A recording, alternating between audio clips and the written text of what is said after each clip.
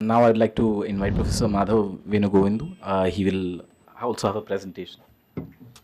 Okay, good evening, everyone. I want to thank the Bengaluru Collective for inviting me to spend some time with all of you here. I am an engineer here essentially in my private capacity as a concerned citizen with regard to all that is going on at this point. Now, the framework of our discussion today is about CAA, NRC, and NPR, law, politics, and beyond. Now, Gautam very expertly walked us through the legal context. And I thought that it might be useful for us to, we've all been sort of transfixed with what's going on, every new day brings a fresh horror to contend with. And we've been transfixed with this, for example, this ever-growing alphabet soup of things that we have to deal with and so on and so forth. But I thought it might be very useful to sort of take a step back and try and look at what is really at stake and how did we arrive at all the values that we are talking about that are at stake. Now that would obviously take a fairly long discussion, but I'll try and sort of point and sort of hit upon some salient things that I think are important. I'll start with a statement that some of you would have seen. About 2,000 of us, of people, members of the scientific community, signed this statement just on the eve of the tabling of the CAB in the parliament. And I'll just very quickly read it because I think it encapsulates lots of key ideas very clearly. It says, the idea of India that emerged from the independence movement and as enshrined in our constitution is that of a country that aspires to treat people of all faiths equally. The use of religion as a criterion for citizenship in the proposed bill would mark a radical departure with this history and would be inconsistent with the basic structure of the constitution. We fear, in particular, that the careful exclusion of Muslims from the ambit of the bill will greatly strain the pluralistic fabric of the country. And so here I would like to sort of point out that the key operative word, one operative word would be the term aspires, because it's essentially a declaration of intent that we had, and this is essentially like what Gautam pointed out about the Hannah Arendt quote of, the provision of rights to be able to have rights, right? The idea that you can have a certain baseline with which you can then, citizens can actually try and build towards the kind of humane, compassionate, egalitarian society that we would like to see.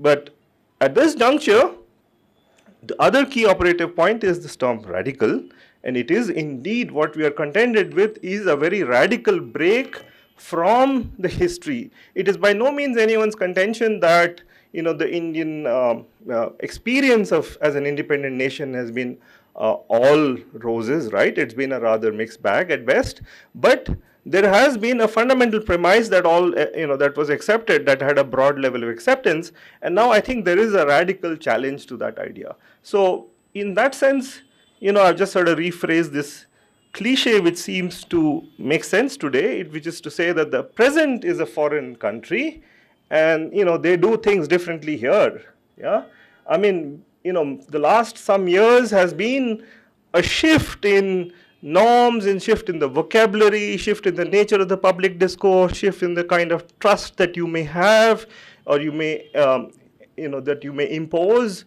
or accept in public officials. All of those things have been under great duress, but actually of late in the last few months it's been a very sort of disconcerting kind of time where just the last few months, India seems like a very different country than what it was, not so long ago, right? And that's really the biggest challenge that all of us are faced with as to what we, as thinking, concerned citizens who have some basic level of commitment to a fundamental set of values that we all agree upon, that's the sort of challenge that is being presented to us. And it also draws, although I'm not a great fan of Dickens by any means, it points, it reminds me of this memorable beginning of, Tale of Two Cities that you would be familiar with. So it says it was the best of times and it is the worst of times, and then it goes on. It certainly is the worst of times in possibly in living memory, if you leave the horrors of partition and all that entailed aside, in terms of the scale of the psychological shift that is actually being affected in this country, right? I mean, the nature of the argument, the kind of adherence to basic norms that that bind societies together, all of those things are under great duress.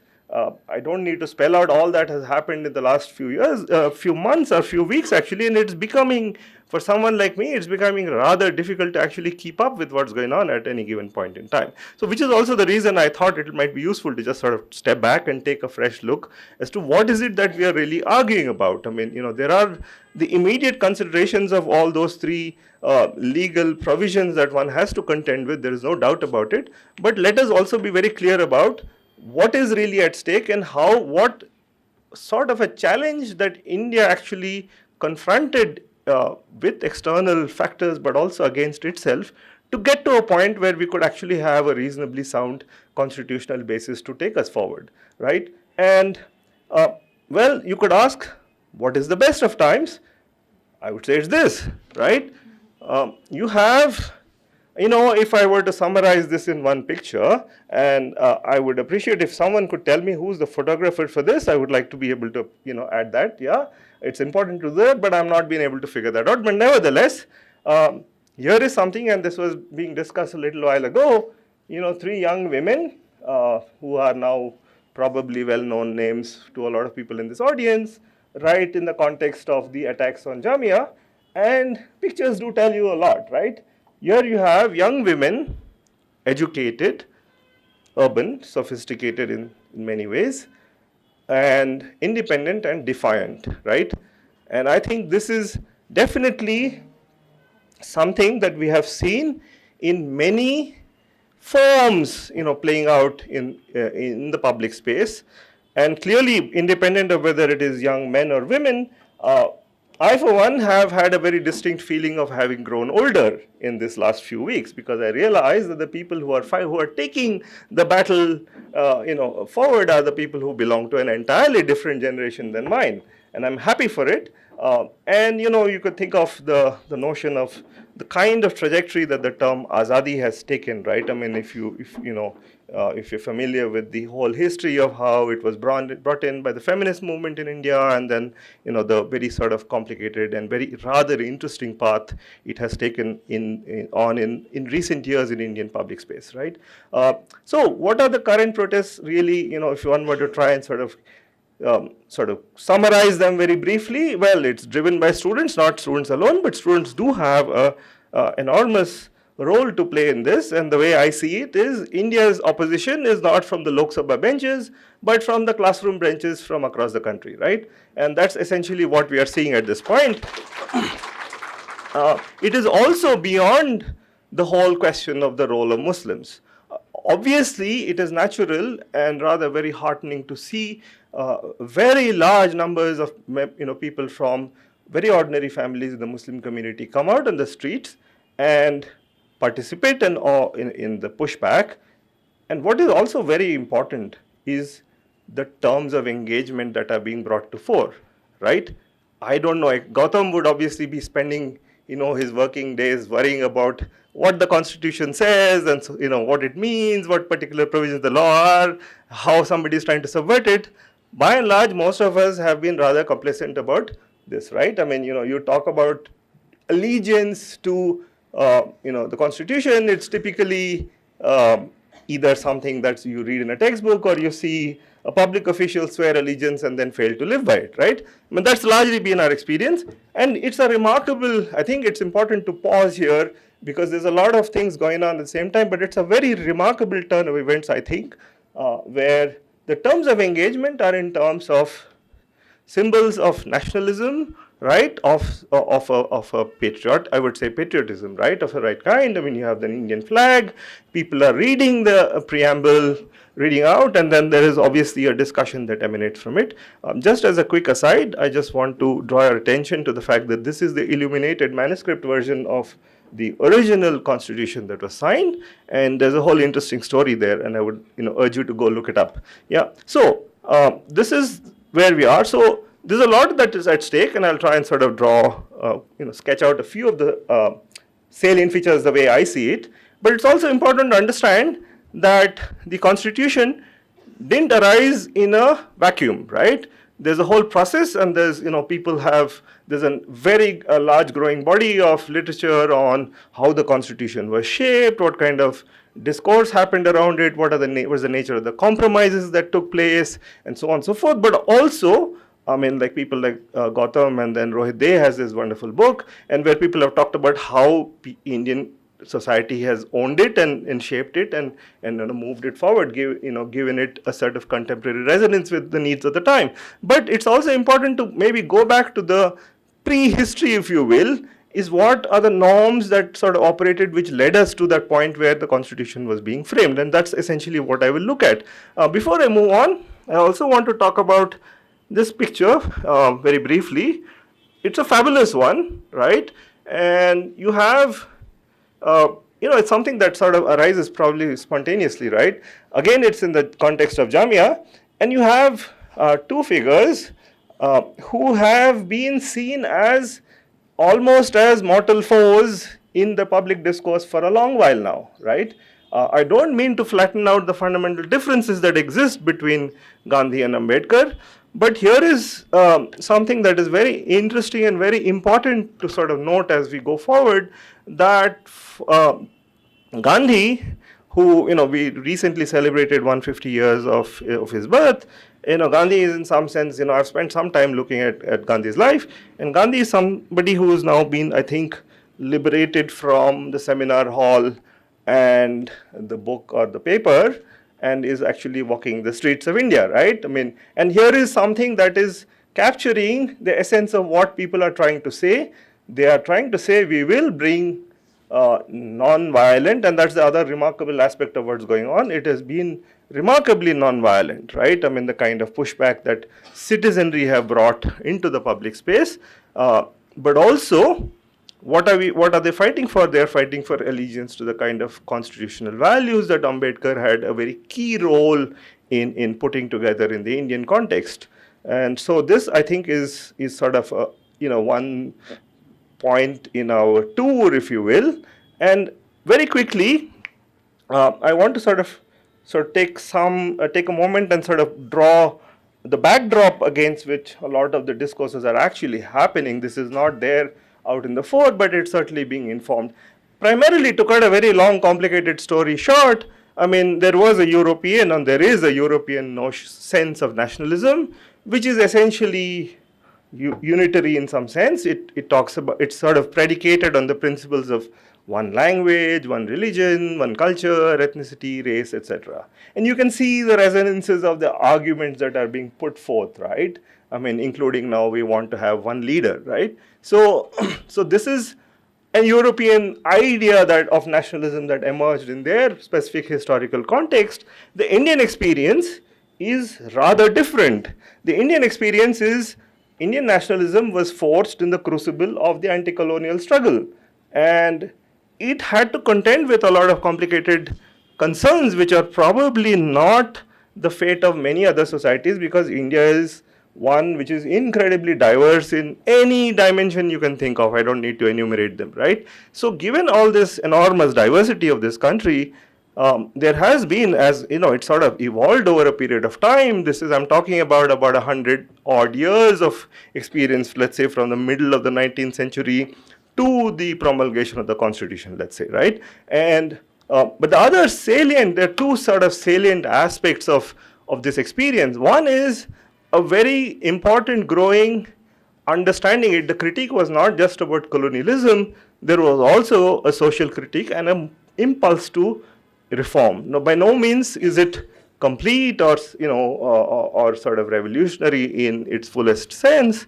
But if you look at, for example, the economic aspect of Indian nationalism, I mean, the economic critique of colonialism was very important. We've sort of tended, it sort of receded from our mental landscape. But if you think about the late 19th century, the critique that Nauroji talked about un-British rule of India, right, which is a sort of a challenge to what the British were doing and their claims to actually the right to be able to govern this country. And he was pointing out that what you're doing is un-British according to your own norms.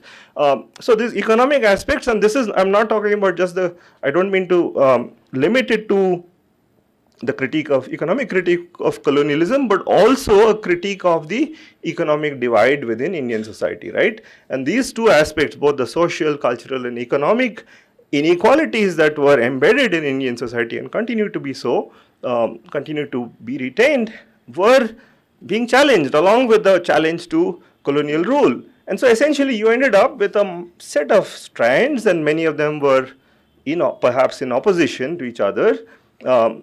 They have also been subject to a lot of critique, and we will not spend much time dwelling on this. For example, there's an important gender critique of Indian nationalism, which we should pay attention to. But nevertheless, while it's incomplete, I would argue that it is substantial. It has given us a country of such diversity, which started with such few resources, such a poor population with low skills, low education, and so on and so forth. It's given us a basis to move forward. And in terms of what really matters for us in this particular context is the very fundamental premise with which was built up, right? It didn't come, it didn't come easily. But the fundamental point we should remember is that at a very critical juncture, right after partition, with riots, with communal riots, with genocide of horrible proportions going on. But also don't forget that there was a major food crisis in India at that point. There's a major dislocation of the Second World War. All of these things going on, India rejected the two-nation theory, right? India said that we will not buy this particular argument. It failed to prevent that argument taking on salience, but it did reject it. And now, in some sense, we are being told that it's actually time to own it, right? And I think that's really the fundamental challenge. That's what's one of the challenges that's in front of us, right? And so I would argue that it is this sort of accommodated, muddled, diverse city with all kinds of contradictions, perhaps.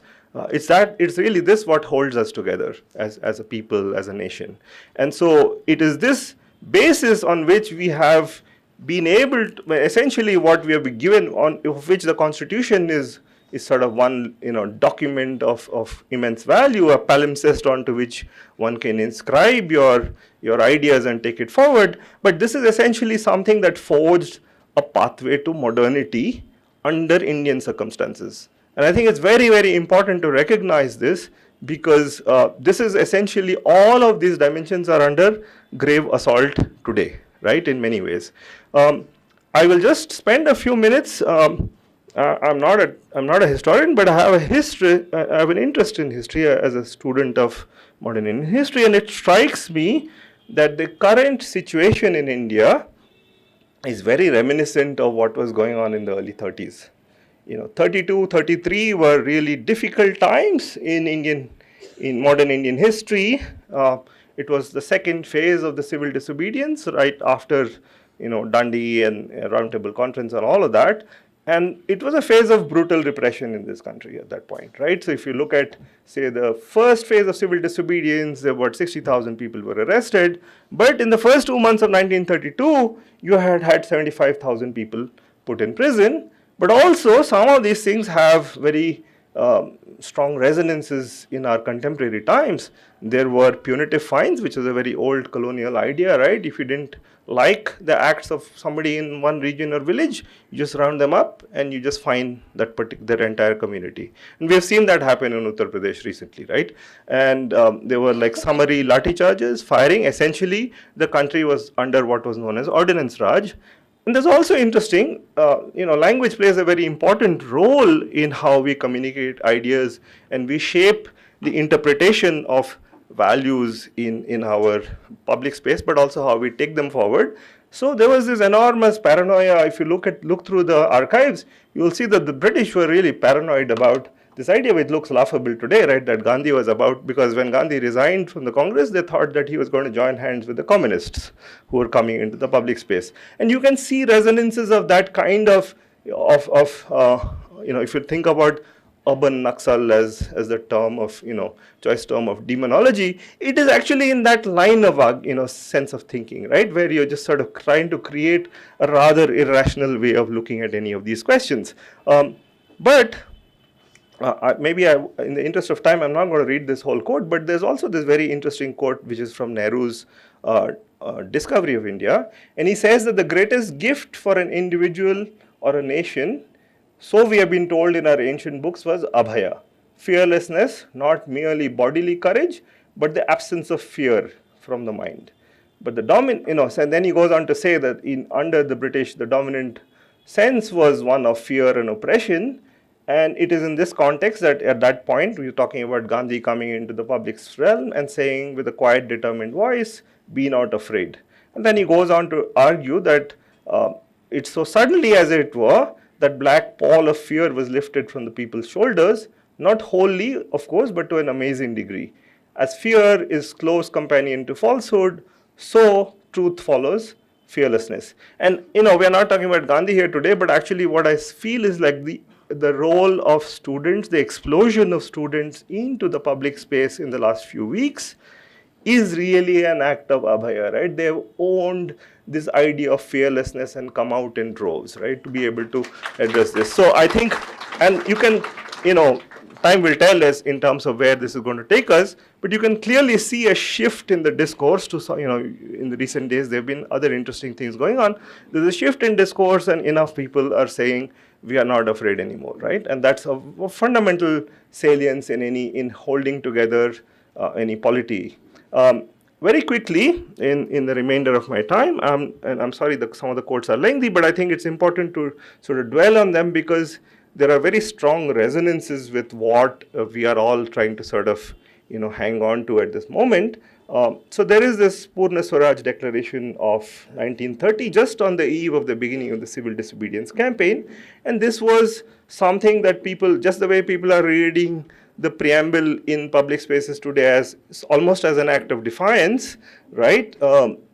There was this declaration that was read by people in the public realm, and basically it goes, and at least one part, the first part of it goes, we believe that it is the inalienable right of the Indian people as of any other people, right? There is a very clear awareness of what inalienable rights are and who they can be ascribed to have freedom and to enjoy the fruits of their toil and have the necessities of life so that they may have full opportunities of growth and so on and so forth. And it says, we believe also that if any government deprives the people of these rights and oppresses them, the people have a further right to alter it or to abolish it. This was in that particular context.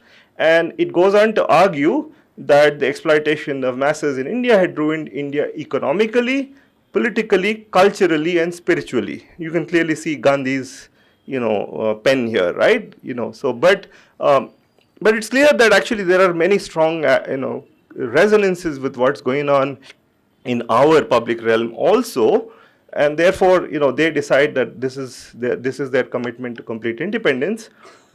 It's important to recognize, apart from the salience of this speech or this declaration that people read out, this was the date that they set for the first instance they would read it was 26 January 1930. And then every year since then, 26 January was Independence Day or Purna Swaraj Day in India.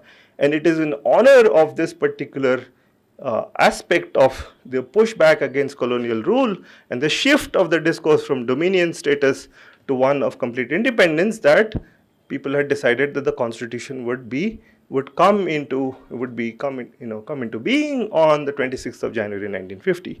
Now, I actually wondered for a moment as to how did they pick 26 January, right? And I just used my calendar to figure out that it was actually a Sunday, right? So, a very important aspect of our republicanism probably hinges on the fact that in 1930 this was a Sunday, right? I mean, but that's how history turns, if you will. But very quickly, I'm not going to spend too much more time on detailing these things, but this idea was actually taken forward, at least in the context of the Congress, in the Karachi Congress of 1931, which was held under very difficult circumstances, and there was a strong commitment to many of those ideas and values and liberties that were being promised, and you will see that these are actually things that are encoded in our constitutional framework, which is being questioned as we speak.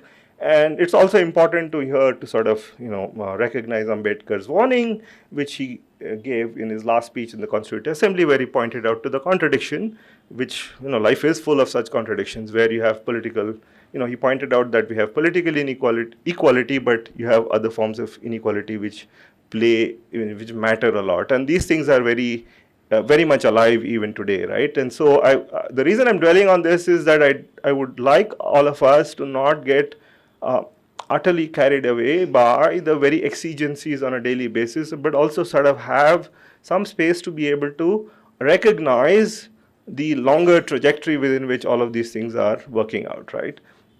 And so maybe in the interest of time, I'll just skip, but the preamble sort of offers the premises of what you might call both, it gives you both types of, in analytic philosophy, there is this idea of negative freedom, which is essentially to be the removal of external encumbrances, right? Things that prevent you from being free. But there's also a notion, what you might call autonomy, where you can, the ability to exercise your free will, right?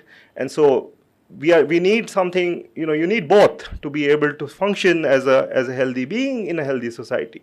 And the preamble sort of encodes many of these ideas, and everyone here should be very familiar with those things, so I'm not going to dwell much on them. I'll also point out that given the kind of critical scenario where a lot of institutions seem to be failing to do their job in upholding the constitutional values that we are all vowed to adhere to, I'm reminded of what Gandhi said in 1925, where Gandhi was essentially skeptical of the state, right? He brought a very strong skepticism. Part of it was got to do with the fact that he was living in a colony, but he says, and this is a very fascinating quote that's of great relevance today. He says, real Swaraj will come not by the acquisition of authority by a few, but the acquisition by the acquisition of the capacity by all to resist authority when it is abused. In other words, Swaraj is to be attained by educating the masses to a sense of their capacity to regulate and control authority.